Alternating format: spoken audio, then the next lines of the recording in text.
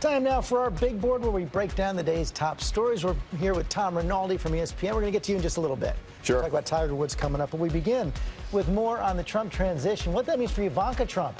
New York Times out with a story that she could be the most powerful first daughter in history. One of the authors, Jacob Bernstein, here to talk about that. And Jacob, you write about how all kinds of power brokers now seeking her out. Yes, there certainly are. Sheryl Sandberg has sought her out. Leonardo DiCaprio actually scheduled a meeting with her and brought a copy of his climate change documentary, Before the Flood, to go see her. And then when Trump was talking to Nancy Pelosi on the phone right after the election, they sort of talked about domestic policy and infrastructure. And then at the end of that, she began to talk about women's rights, and he handed the phone off to Ivanka. So you just talked about three progressives, three liberals. There is some hope in that community that maybe Ivanka Trump can be something of a moderating influence on her dad? There is certainly some hope of that. Whether that's realistic, I think, is a lot more questionable. You know, if you look at his first pick at the EPA, it does not look like climate change is about to be a priority for him. And when you look at Ivanka Trump's brand and the way that she's kind of used women's empowerment, it hasn't really been about hard issues. It's been about sort of empowerment as a sales technique. And so you have kind of women's issues that then take you to coat sales. Well, and jewelry. Let's talk about her brand, because as you just mentioned, she is a savvy businesswoman. She said she was going to be a daughter and not have any official role at the White House. But how is her father's presidency going to affect her brand? Well, I think she's going to have a lot more attention on it. And so whether that's for good or for bad remains to be seen.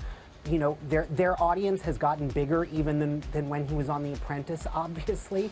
But she's also got a problem with millennial women. When your father is the first president in history to have been caught on tape talking about grabbing women, you know, the way that he did, it does make it more complicated if your message is the empowerment of women. Yeah, there was a lot of backlash when that tape came out for Ivanka's brand. We'll see what happens. Jacob, thank you so much. Now to one of the holiday's hottest toys. They're called Hatchimals. You had to have heard about it by now. And we have some parents around the country who are scrambling to track them down, but there are questions, too, about the product. Child development specialist Dr. Elizabeth Lombardo is here. And Dr. Lombardo, tell us about what some of these concerns are about this specific toy. Yeah, so, you know, some experts are concerned that these type of toys actually interfere with optimal psychosocial development, things like creativity and empathy. Think about it. In the olden days, before we had iPads, we gave kids blocks, and they could construct and create something with them. Or we gave them a stuffed animal where they could develop empathy of how that stuffed animal might interact with them. These types of toys that kind of spoon feed our children may be preventing or interfering with that type of development. So we want to make sure as parents that we limit the amount of time that they spend on them. It just seems hard to believe that this little guy could cause so much trouble. Yeah, wow. Well, he's already, because he's so popular, he's already causing a lot of trouble for a lot of parents. This is a new term to me, toy guilt. Yes, yes. And what parent needs more guilt, right? So the first thing to remember as parents is giving in to every whim for our children doesn't make them happier. It makes them entitled. And that is the best way to make your child miserable right now and in the future. You know, keep in mind that the holidays are really about gratitude. So practice gratitude as a family.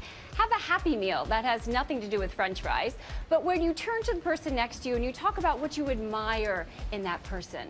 And remember that true happiness doesn't come from things. The research actually shows it comes from experiences.